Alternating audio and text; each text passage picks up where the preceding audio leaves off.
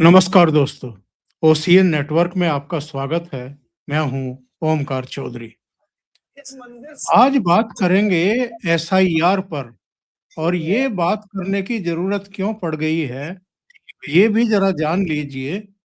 उत्तर प्रदेश समेत कई राज्यों में एसआईआर की तारीखें बढ़ानी पड़ी हैं और ये लिमिट भी अब खत्म होने जा रही है। 26 दिसंबर तक उत्तर प्रदेश में ये लिमिट भी खत्म हो रही है, यानी 26 दिसंबर तक आपको एसआईआर का काम पूरा करना पड़ेगा। ये लिमिट क्यों बढ़ाई गई है, इस पर भी आएंगे। पर लखनऊ में एक बैठक करनी पड़ी मुख्यमंत्री को और जो नए प्रदेश भाजपा अध्यक्ष हैं पंकज चौधरी को, और उसमें जो केंद्र से संगठन मामलों के महासचिव हैं तरुण चुग, वो भी शामिल हुए। आप इस बैठक की गंभीरता का इसी से अंदाजा लगा लीजिए। और उसमें तरुण चुग ने कुछ बातें कही। वो बातें क्या हैं, उन पर डिटेल बात करेंगे, लेकिन सबसे पहले स्वागत कर लेते हैं वीरेंद्र नाथ भट्ट साहब का, जो लखनऊ से ही जुड़ रहे हैं। वीरेंद्र जी, बहुत स्वागत है आपका। तरुण चुग ने कहा कि अभी से आप मुख्यमंत्री को और प्रदेश अध्यक्ष को बता दीजिए आपका चुनाव लड़ने का मन भी है या नहीं है। इसके अलावा ये भी बात कही गई कि आप पार्टी को धोखा दे रहे हैं अगर मन से एसआईआर के काम में नहीं जुटे हुए हैं, लापरवाही कर रहे हैं। और संकेत तो ये भी मिलने शुरू हो गए हैं भट्ट साहब कि बड़े पैमाने पर टिकट कटेंगे। देखिए, भारतीय जनता पार्टी की ये रणनीति बहुत पुरानी रही है कि अगर आपको चुनाव में उतरना है और सत्ता विरोधी रुझान है, एंटी इनकम्बेंसी है, तो उससे उससे निपटने का सबसे सबसे प्रभावी तरीका है कि जिन लोगों से नाराजगी उनके टिकट काट दो, और इसके हमेशा अच्छे परिणाम मिलते हैं। लेकिन अब खाली इतने से काम नहीं चल रहा है। जिस तरीके से बीजेपी ने पूरे प्रदेश में व्यापक रूप से हर कॉन्स्टिट्यूएंसी को एड्रेस किया है और ये देखा है कि यहाँ पे क्या क्या ऐसे बिंदु थे जिसको लेके नाराजगी है, उन सारे इश्यूज को जो है सेटल किया जाए। और 17 में और 22 में बीजेपी ने बड़े पैमाने पर जो दल बदलू थे उनको भी जो है पार्टी में स्थान दिया था, टिकट दिया था। तो उससे भी जो है तमाम जिलों में संगठन में तमाम अंतर्विरोध पैदा हो गए थे। तो टिकट तो कटेंगे ही, लेकिन इसको सिर्फ सीधे एसआईआर से जोड़ना भी एकदम सही नहीं है। अभी जिस जिस बैठक का आपने हवाला दिया, आपको ब्रीफ में बता दें कि 11 दिसंबर को स्पेशल इंटेंसिव रिवीजन की अवधि समाप्त हो रही थी। इलेक्शन कमीशन को यूपी के चीफ इलेक्टोरल ऑफिसर की ओर से यह निवेदन भेजा गया कि अभी कार्य पूरा नहीं हुआ, इसको अवधि को बढ़ा दिया जाए। तो इलेक्शन कमीशन ने कुछ राज्यों में बढ़ाया इसको 1 हफ्ते, लेकिन यूपी में 2 हफ्ते बढ़ाया। तो 2 हफ्ते से ये खत्म हो रही है आने वाले थर्सडे को, यानी 25 तारीख को। लेकिन यूपी में अभी भी काम ये पूरा नहीं हुआ है। भारतीय जनता पार्टी के संगठन की जो इसमें उदासीनता है, लापरवाही, वो तो एक इशू है ही, लेकिन करीब 15 करोड़ 40 लाख मतदाताओं का जो काम होना है, जैसे बंगाल में पूरा हो गया। उसके बाद चुनाव आयोग ने कहा कि करीब 2.25 करोड़ मतदाताओं का रीवेरिफिकेशन होगा। ये वहां भी हुआ ना, और वहां तो बीजेपी के कहने से नहीं हुआ। तो यूपी में सर्वाधिक मतदाताओं की संख्या है। बिहार में और बंगाल में मिला के कुल जितने वोटर हैं उससे ज्यादा अकेले वोटर उत्तर प्रदेश में है। और जो बैठक का हवाला आपने दिया उसमें तरुण चुग ने साफ साफ कहा कि जिन लोगों को चुनावी राजनीति में रहना है उनको इसमें गंभीरता से इस काम में जुट जाना होगा, क्योंकि ये जो एसआईआर हो रहा है इसका असर आने वाले 20 साल तक रहेगा। और अगर हमने ये अपनी मतदाता सूची को दुरुस्त करने का काम नहीं किया तो 2022 में जितनी सीटें हमने बहुत कम अंतर से 500 से 1000, 2000, 3000 सीटों से के मत से हमने जीती थी, वो सीटें हम हार सकते हैं, हार जाएंगे। और इस मीटिंग की पृष्ठभूमि है वो है आज से 10 दिन पहले योगी आदित्यनाथ ने जब पंकज चौधरी अध्यक्ष निर्वाचित हुए थे, ये अभी संडे था, आज है मंगल, 22, 21, 20। 14 तारीख को उन्होंने कहा था लखनऊ में लोहिया यूनिवर्सिटी के सभागार में कि उत्तर प्रदेश की आबादी के अनुसार में आबादी 25 करोड़ से ऊपर है। 1 जनवरी 2025 को यूपी में वोटर थे 15 करोड़ 40 लाख और 1 जनवरी 24 को इस वर्ष ये वोटरों की संख्या 16 करोड़ से ऊपर होनी चाहिए, लेकिन वोटरों की संख्या रह गई है मात्र 12 करोड़। ये 4 करोड़ वोटर कहाँ गए? तो ये 4 करोड़ वोटर में 85% हमारे वोटर हैं और हमारे संगठन ने इनके लिए काम नहीं किया, तो हमें इसके लिए काम में जुट जाना होगा। उसके बाद ये बैठक बुलाएगी जिसमें आपके तरुण चुग आए थे, उसमें मुख्यमंत्री भी शामिल हुए थे और इतनी महत्वपूर्ण बैठक में भी बड़ी संख्या में सांसद और विधायक भी इस बैठक से अनुपस्थित रहे। समस्या ये आ रही है कि भारतीय जनता पार्टी में जितने बढ़ा चढ़ा करके संगठन की बात की जाती है कि साहब हमारा हर पोलिंग बूथ, यूपी में 1.25 लाख से अधिक पोलिंग बूथ है और हमारा हर पोलिंग बूथ पे पन्ना प्रमुख है। आप किसी भी जिले में पता कर लीजिए, एक भी व्यक्ति आपको ऐसा नहीं मिलेगा जो कभी जीवन में पन्ना प्रमुख के संपर्क में आया हो। इवन बीजेपी के लोग भी नहीं जानते कि कोई ऐसा पन्ना प्रमुख, जैसे मैंने नहीं देखा आज तक। मेरा अपना वोट जो है, जो मेरा बीएलओ आता था वो अब की बार नहीं आया, उसको मैंने फोन किया तो उसने कहा कि साहब आपका बूथ बदल गया है, क्योंकि पहले चुनाव आयोग की सीमा 1500 वोटर थी, अब की बार चूंकि वोटर 1200 कर दिए हैं तो बूथ बदल गया है, पोलिंग स्टेशन वही रहेगा। तो मैंने बीएलओ को खोजा। अगर मैं उसको नहीं खोजता तो हमारे घर के मेरे पत्नी का, मेरे बेटे का, तीनों का वोट शामिल नहीं होता और वो चला जाता कि वो साहब ये रीचेबल नहीं है, ट्रेसेबल नहीं है या एब्सेंट में चला जाता। तो आ गया। और दूसरी तरफ ये भी समस्या आ रही कि बीएलओ एक घर में 3 बार 4 बार गया है और लोग उसको टाल देते हैं, अरे भाई कल आना, परसों आना, अभी कोई घर में है नहीं। तो बीजेपी के संगठन की समस्या इसलिए पैदा हुई है कि बीजेपी में प्रदेश अध्यक्ष के संगठन का चुनाव जो है 1 साल से अधिक विलंब से 1 साल से अधिक विलंब हुआ। ये अध्यक्ष जो अभी आया है, पंकज चौधरी, इनको 1 साल पहले आ जाना चाहिए था। तो अब ये कारण तो केंद्रीय सेंट्रल लीडरशिप बताएगी कि विलंब क्यों हुआ, लेकिन विलंब केंद्र की वजह से हुआ, क्योंकि ये बात बहुत स्पष्ट है। जिन लोगों ने बीजेपी के राष्ट्रीय कार्यकारी अध्यक्ष के रूप में नितिन नवीन का चुनाव किया, उन्हीं लोगों ने यूपी के लिए पंकज चौधरी का चुनाव किया। तो इसमें कोई यूपी के मुख्यमंत्री योगी आदित्यनाथ का रोल नहीं है। और जब योगी जी ने 14 दिसंबर को इस ओर ध्यान दिलाया कि हमारे 4 करोड़ वोटर कम हो रहे हैं, तो जो लोग राजनीति के अखाड़ेबाज हैं वो हमेशा इसको केवल ये देखते हैं कि ये गुटबाजी है, सत्ता संघर्ष है, योगी मोदी अमित शाह के बीच में कोई बात है। लोगों का देखने का संदर्भ एक ही होता है, उनको हमेशा मसाला चाहिए होता है। तो मामला ये केवल नहीं था। हालांकि ये कहा जा सकता है कि योगी जी संगठन के काम में हस्तक्षेप कर रहे हैं, लेकिन जब चुनाव होगा और जब चुनाव परिणाम आएंगे और लीडर जब योगी जी रहेंगे, तो जैसा भी चुनाव परिणाम आएगा, अच्छा या खराब, ये जिम्मेदारी उनकी होगी ना। तो ये उनका दायित्व बनता है कि वो जो है जो वोटर पुनरीक्षण का काम चल रहा है उसके वो काम जो है कुशलता के साथ पूरा किया जाए। तो ये योगी जी ने किया और अब इस काम में तेजी पकड़ी है। लेकिन अब ये संभावना व्यक्त की जा रही है कि यूपी में अभी ये काम लगभग 1 हफ्ता और बढ़ सकता है, या नहीं बढ़ेगा तो जिस तरीके से वेस्ट बंगाल में 1.25 करोड़ वोटरों का पुनरीक्षण हो रहा है, रीवेरिफिकेशन हो रहा है, यूपी में भी यही होगा।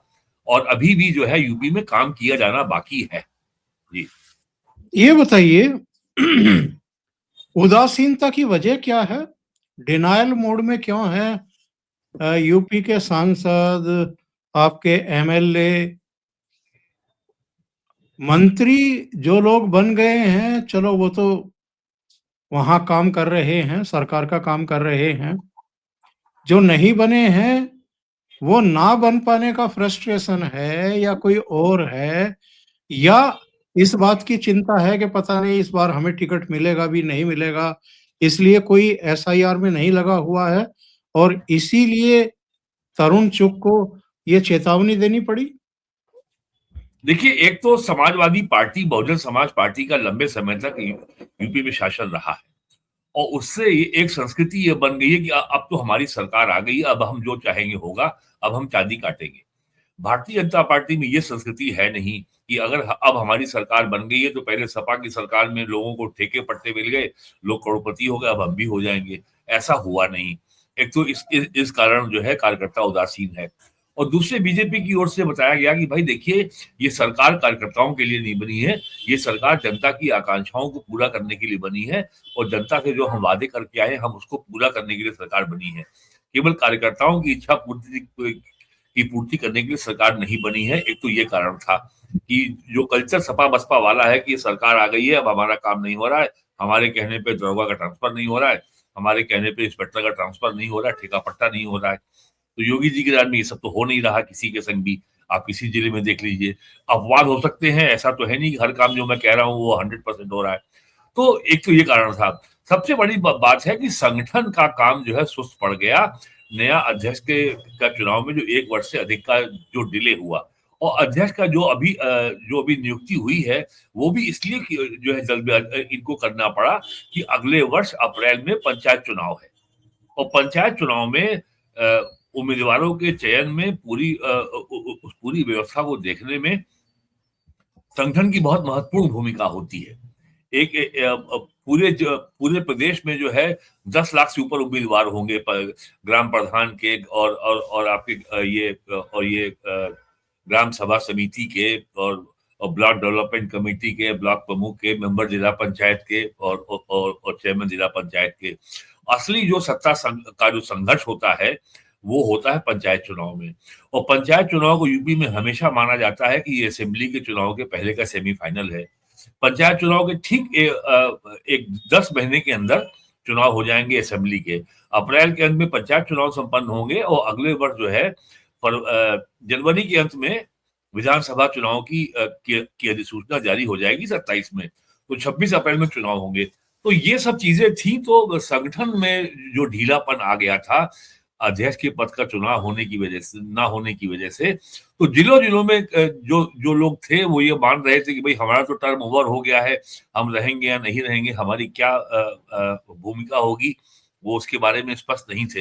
हालांकि नवंबर में अभी इसी साल जब चीफ इलेक्टोरल ऑफिसर यूपी ने जब बैठक बुलाई थी सारे पॉलिटिकल पार्टीज की कि आप अपने अपने बूथ लेवल एजेंट की सूची हमें दे दें, और ताकि बूथ लेवल एजेंट और सरकार की ओर से booth level officer election commission की ओर से वो दोनों मिलकर के इस काम को पूरा कर सके। तो और ये नहीं देखा गया कि बड़ी संख्या में बीएलओ ऐसे हैं जो मोबाइल फोन पर या लैपटॉप पर डिजिटल काम को कंप्यूटर के ऑपरेशन में इतने जो है प्रवीण, इतने सक्षम नहीं है, उनको भी दिक्कतें आ रही थी। और फिर इससे भी माहौल बहुत खराब हुआ। जो समाजवादी पार्टी कांग्रेस की ओर से जो अभियान चलाया गया, और यूपी में दुर्भाग्यपूर्ण रहा ये कि कई बीएलओ का देहांत हो गया, और एक दो ने आत्महत्या कर ली, और कुछ लोगों ने कहा कि वो उनके ऊपर काम का दबाव बहुत ज्यादा है, इस नाते उनको हार्ट अटैक हो गया या उन्होंने आत्महत्या कर ली। तो इस सब से जो है बहुत नेगेटिव माहौल बना पूरे प्रदेश में, इससे भी काम में विलंब हुआ। और सबसे ज्यादा समस्या आई है बड़े शहरों में। लखनऊ है, कानपुर है, प्रयागराज है, गाजियाबाद है, मेरठ है। जो अर्बन मतदाता है, जो इकोनॉमिकली प्रीमियम क्लास है, वो लोग इसके प्रति बहुत ज्यादा उदासीन हैं। और ये मैं जानता हूं, जैसे प्रयागराज में ही एक जो बहुत ही समृद्ध लोगों का इलाका है, वहां पे बीएलओ ने सबके यहाँ जाके फॉर्म बांट दिए। 10 दिन तक एक ने भी फॉर्म वापस नहीं किया, जबकि वो लेने गया कई बार। ये भी समस्या आई है। तो लोगों की जो उदासीनता है खासकर हिंदुओं में, ये बड़ी स्पष्ट रूप से बड़े शहरों में देखने में आई है। लेकिन संगठन का यहीं पे तो संगठन की भूमिका होती है। जब वो उतरता है, लोगों के बीच में जाता है, लोग जाके मिलते हैं, उनको बताते हैं कि इसका महत्व क्या है डेमोक्रेटिक प्रोसेस में, इलेक्शन में, तो लोग सामने आते हैं। और ये भी बहुत बड़े पैमाने पे देखने में आया शहरों में कि लोगों ने कहा कि ये कोई बहुत महत्वपूर्ण काम नहीं है, उनके लिए कोई बड़ी प्राथमिकता का विषय नहीं है। गांव में जबकि लोग इस बारे में बहुत ज्यादा सतर्क थे, और गांव के लोगों ने ये स्वयं अपने स्तर से प्रयास करके ये सुनिश्चित किया कि उनका नाम जोड़ा जाए। और ये जो बैठक के बाद हमने की, लोगों की उदासीनता का ही नतीजा रहा 2024 के चुनाव में बीजेपी को इतना बड़ा नुकसान हुआ। उसमें तो बहुत सारे फैक्टर थे। उसमें तो ये एक तो ये अफवाह बहुत तेज काम कर गई थी कि संविधान खत्म हो जाएगा, आरक्षण खत्म हो जाएगा, तो बीजेपी से दलित मतदाता बहुत बड़ी संख्या में कटा, कुर्मी समाज के लोग कटे और अन्य पिछड़े वर्ग के लोग कट गए। और ये यहाँ तक कि लखनऊ में राजनाथ सिंह डिफेंस मिनिस्टर की कॉन्स्टिट्यूंसी है, यहाँ उनका वोट कम हुआ। वाराणसी में प्राइम मिनिस्टर कॉन्स्टिट्यूंसी, वहां उनका वोट कम हुआ। तब और कई सीटें जो ये तय था कि बीजेपी जीत रही है, वो कम वोट पड़ने के कारण हार गई। और उसके बावजूद भी जो आश्चर्य होता है कि 2024 के लोकसभा चुनाव में बीजेपी की सीटें मात्र 33 रह गई थी। समाजवादी 37 सीटें जीत गई, कांग्रेस 6 सीटें जीत गई। बीजेपी ने जहां 2014 में 72 अपनी और 4 अपने अलायंस के साथ मिलकर जीती थी, 66 सीटें 2019 में जीती थी, अब की बार वो 33 पे अटक गई। उसके बावजूद भी जो है बीजेपी के संगठन ने और भारतीय जनता पार्टी ने इससे सबक नहीं लिया और उस कमी को पूरा करने का प्रयास नहीं किया। ये बात थोड़ी चौंकाने वाली है। या सबसे पहला लोगों के दिमाग में और बीजेपी वर्कर्स, एमएलए वगैरह संगठन के पदाधिकारियों के दिमाग में ये गलतफहमी है कि योगी और मोदी सब कर लेंगे, वही कर लेंगे, उन्हीं के ऊपर छोड़ दो ये सब है। कुछ। हाँ, ये है, बिल्कुल है। ये लोगों में सेंस ऑफ कॉम्प्लिसेंसी जो होता है, जो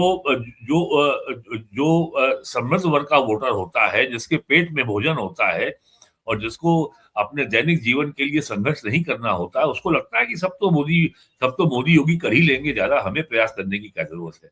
ये है। और अब यूपी में जो है योगी सरकार के भी जो है 3 महीने बाद 9 साल पूरे हो रहे हैं। तो जब सरकार लंबे समय तक रहती है तो कैडर में भी थोड़ा आराम तलबी या कॉम्प्लेसेंसी का भाव आ जाता है। और जैसे कमलापत त्रिपाठी 70 के दशक में कहा करते थे कि पहले कांग्रेस की सरकार थी, अब सरकार की कांग्रेस है। लेकिन बीजेपी में अभी ये गनीमत है कि ये सरकार बीजेपी की ही है। बीजे ये जो है सरकार की बीजेपी नहीं है। अभी ये स्थिति अभी यहाँ नहीं आई है। लेकिन अगर कैडर को लगातार जो है अगर एनर्जाइज नहीं किया गया, उसको अगर जो है अपने जो जो उसको राजनीतिक कार्य करने होते हैं, एक एक एक्शन प्लान के संग अगर काम नहीं किया तो ये समस्या आएगी। तो अब पंकज चौधरी आ गए हैं, अब वो सक्रिय हो गए हैं। 25 तारीख को प्राइम मिनिस्टर लखनऊ आ रहे हैं। यहाँ पे एक ये प्रेरणा स्थल का उद्घाटन है, जहाँ पे कई जो है महानुभावों की मूर्ति लगी है। अटल जी की मूर्ति है, दीनदयाल उपाध्याय की मूर्ति है, श्यामा प्रसाद मुखर्जी की मूर्ति है। तो उसमें पीएम आ रहे हैं। तो अब ये लेट्स होप की जो है अब नए साल से बीजेपी का संगठन अपने पूरे तैयारी से काम में जुटेगा। और अब काम करना ही पड़ेगा क्योंकि पंचायत चुनाव सर पे आ गया है। और अब तो जो है पंचायत चुनाव की भी जो जो इलेक्टोरल रोल है वो वो वो पब्लिश हो रही है और अगले महीने फाइनल रोल भी आ जाएगी। जी। ये उस बैठक का दृश्य है जिसमें तरुण चुग और योगी आदित्यनाथ दिखाई दे रहे हैं। लेकिन इसमें मैं जो बात अंडरलाइन कर रहा था शुरू में, जैसे पार्टी नेतृत्व ने ऐसे जनप्रतिनिधियों को दो टूक शब्दों में चेताया कि या तो वे चुनाव लड़ने की इच्छा स्पष्ट करें या फिर एसआईआर के काम में पार्टी के साथ किसी तरह का धोखा ना करें। ये जो शब्द कहा गया है कि आप पार्टी के साथ धोखा कर रहे हैं, अगर आप अपने दायित्वों को पूरा नहीं कर रहे हैं, नहीं निभा रहे हैं, ये कितनी गंभीर बात है। ये गंभीर बात है क्योंकि लोगों ने पूरे बीजेपी ने इस बारे में जो है, एक तो जो यूपी में जो बीजेपी के संगठन मंत्री धर्मपाल जी, उनको लेकर के भी लोगों में काफी शिकायतें रहती हैं कि इनसे लोग मिल नहीं पाते। बहुत लोग उनसे मिलना चाहते हैं, इनसे मिल नहीं पाते, लोगों को शिकायत है इनसे। ये उन्होंने भी बैठकें की थी, उन्होंने भी जो है अक्टूबर में इसको ये हर जिले जिले की समीक्षा की थी।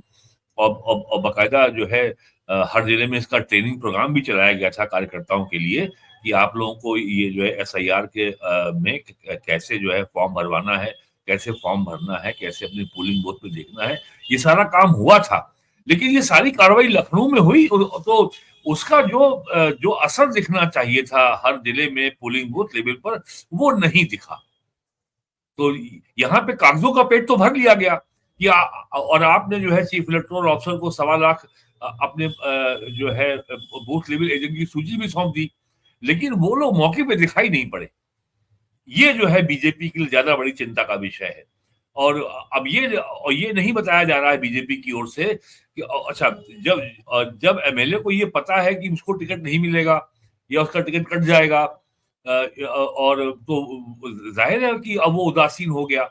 और फिर बड़ी संख्या, एक समस्या ये भी आई है कि 33 एमपी कुल हैं और टोटल सीटें हैं यूपी में 80। तो यानी यहाँ पे कम से कम जो है 47 सीटें ऐसी हैं जहां बीजेपी का एमपी नहीं है। तो जब बीजेपी का कोई एमपी नहीं, तो जो भी पिछले बार का हारा हुआ एमपी है उसने इस काम में कोई इंटरेस्ट नहीं लिया। ये भी हो गया, समस्या आ गई है। और करीब जो है 100 से अधिक ऐसी सीटें हैं जहां बीजेपी के कैंडिडेट पिछली बार चुनाव हार गए थे। तो अब की बार बीजेपी ने ये सब फोकस किया है कि जो सीटें हम हारे हैं 2022 में उनमें फोकस करेंगे।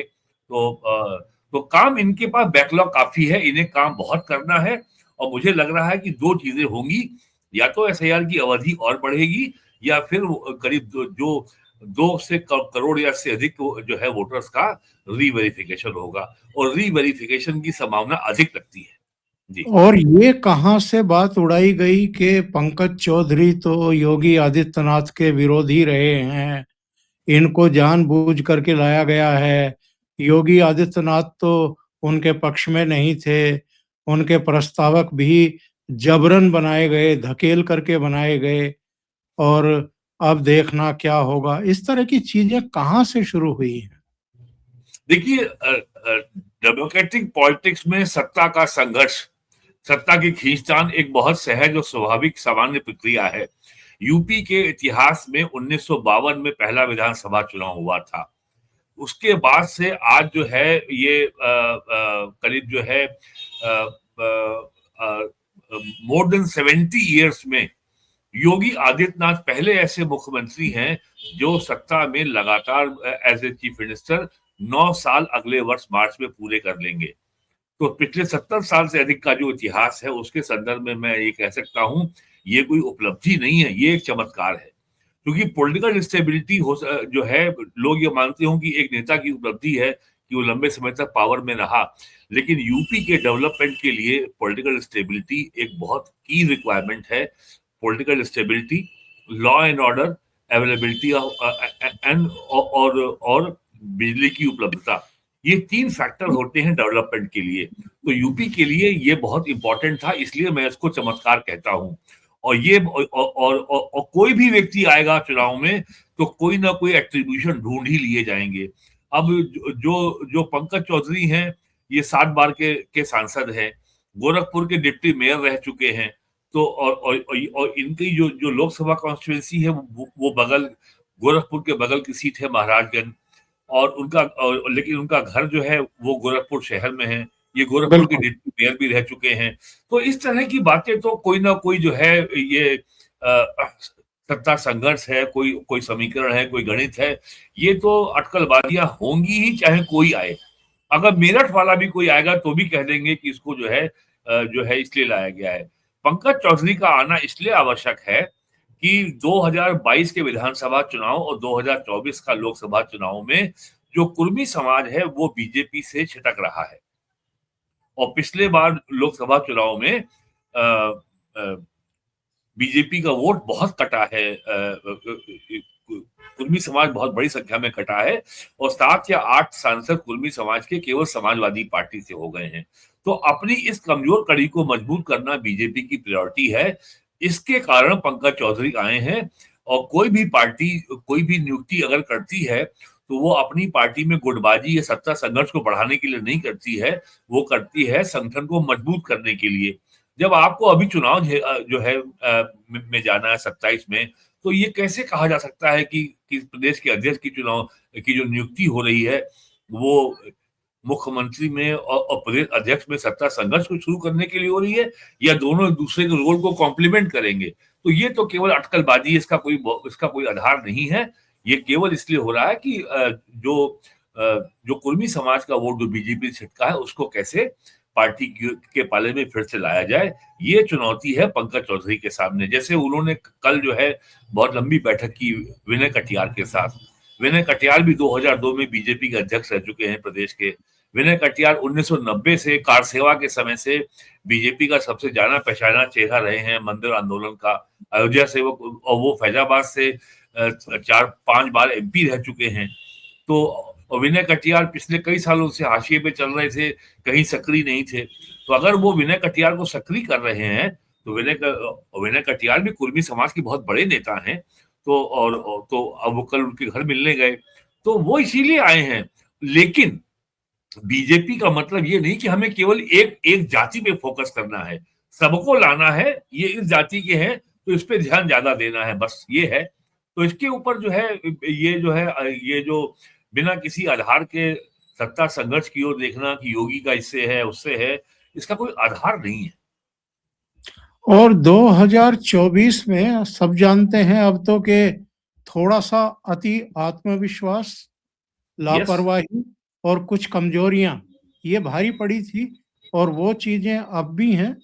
अगर 2027 में जरा सी चूक हो गई, जरा सी लापरवाही हो गई और ये भाव मन में घर कर गया कि योगी मोदी सब संभाल लेंगे, हमें करने की क्या जरूरत है, तो इसका असर 2029 पर भी पड़ेगा, 2027 पर तो पड़ेगा ही। देखिए, 2024 के लोकसभा चुनाव में योगी जी ने लगभग 35 उम्मीदवारों को बदलने के लिए कहा था, और केंद्रीय और सेंट्रल लीडरशिप ने उनकी एक बात नहीं मानी, और वो सारे उम्मीदवार चुनाव हार गए। अगर अगर ये उम्मीदवार बदल दिए गए होते जो चुनाव परिणाम आपने देखा जून 2024 में, इससे बेहतर होता। और फिर एक नारा था जो बीजेपी को उल्टा पड़ गया, अब की बार 400 पार। भाई, अब की बार 400 पार किस लिए? 10 साल आपने सत्ता चला ली, ऐसा कौन सा काम है जो आपको 400 से कम सीटों में आप नहीं कर पा रहे हैं? तो और उसके बाद जो फैजाबाद से जो बीजेपी के उम्मीदवार थे लल्लू सिंह, उन्होंने ये चुनाव के बीच में बयान दे दिया कि हमको संविधान बदलना है। लेकिन उन्होंने ये नहीं बताया कि संविधान किस लिए बदलना है। और उससे पहले एक सवाल शेष था कि 400 पार क्यों चाहिए। जब आपने 400 पार कहा तो फिर जो है अपोजिशन को, इंडिया अलायंस को ये मौका मिल गया कि देखो ये संविधान को बदलेंगे, ये आरक्षण को खत्म कर देंगे। और बीजेपी को अभी भी पूरा जो कांग्रेस है और जो समाजवादी पार्टी है या कास्ट बेस्ड जो पार्टियां हैं, वो आज भी बीजेपी को इसी आधार पे टारगेट करती है कि ये पार्टी सवर्णों की, ब्राह्मण बनिया की पार्टी है, और ये पार्टी जो है पिछड़े और दलित के हित के खिलाफ है। हमेशा ये आप देखिए, जब एसआईआर हुआ तब यही कहा गया कि ये बीजेपी जो है एससी, एसटी, ओबीसी और मुस्लिम को वोटिंग के अधिकार से वंचित करना चाहती है। मार्च 2023 में जब चुनाव आयोग ने प्रस्ताव किया कि हर मतदाता कार्ड को जोड़ा जाएगा आधार से, तब भी यही तर्क दिया गया। तो ये, और जिस तरीके से बीजेपी ने समाज के सभी वर्गों में मुसलमानों को छोड़ करके जो अपनी व्यापक पैठ बनाई है, ये सब बहुत चिंता की चीज है समाजवादी पार्टी के लिए। बिहार में चुनाव में परिणाम में क्या हुआ? अभी जो 243 में 202 सीटें आई हैं एनडीए की, ये क्या सारे हर वर्ग के समर्थन के बगैर क्या संभव था? ये एक मोटी बात सोचने की, ये कॉमन सेंस की बात है। तो यूपी में जो बीजेपी के पास आज 270 सीटें विधानसभा में हैं, क्या ये सभी वर्गों के समर्थन के बिना संभव है क्या? तो ये जो है केवल बीजेपी का जो जन आधार बढ़ रहा है, इसको कैसे रोका जाए, इसलिए ये आरोप हमेशा लगाया जाता है और लंबे समय तक लगाया जाता रहेगा कि बीजेपी के ये निर्णय, ये नीतियां दलित, पिछड़े, अल्पसंख्यक के हित के विरोध में है, जबकि इसका कोई आधार नहीं है। क्या यूपी में कोई मुसलमान ये कह सकता है कि उसको सरकार की योजना का लाभ इस आधार पर नहीं दिया गया कि उसका मजहब इस्लाम है? ऐसी घटना तो नहीं है। या जो भी लॉ एंड ऑर्डर को लेकर के जो भी माफिया के खिलाफ जो एक्शन पूरे प्रदेश में हुआ है, क्या वो केवल मुसलमानों के खिलाफ हुआ है? जो भी अपराधी था सभी इसमें जो है इसका शिकार हुए हैं, और कानून ने उनको अपना कानून ने अपना काम किया है, कानून के दायरे में वो आए हैं। तो ये सब जो है जो बयानबाजी होती है, ये केवल अपने अपने वोट बैंक को मजबूत करो, अपने विरोधी का कमजोर करो, इसलिए होती है। तो इसका कोई मतलब नहीं है कि जो है वो इस जाति का, उस जाति का। तो BJP I think better late than never, नया अध्यक्ष जो ले आए हैं, अब जो नए अध्यक्ष नियुक्त हुए हैं, उससे जो है थिंग्स विल चेंज। और मुझे नहीं लगता कि कोई बहुत बड़ी चुनौती बीजेपी के सामने आने वाली है 2027 के विधानसभा चुनाव में। भट्ट साहब, बहुत बहुत धन्यवाद आपका और दर्शकों का भी इतने समय जुड़े रहने के लिए। एक निवेदन है कि अगर आपको ये चर्चा अच्छी लगी है तो लाइक जरूर करें, इस वीडियो को शेयर करें, साझा करें ग्रुप्स में अपने मित्रों के साथ। अभी तक चैनल आपने सब्सक्राइब नहीं किया है तो सब्सक्राइब कर लें, साथ में लगे बेल आइकॉन को दबा दें, उसमें भी ऑल वाला बटन दबाएं ताकि आगे आने वाले सभी वीडियो के नोटिफिकेशन आपको 100% मिलते रहें। बहुत बहुत धन्यवाद। नमस्कार। नमस्कार।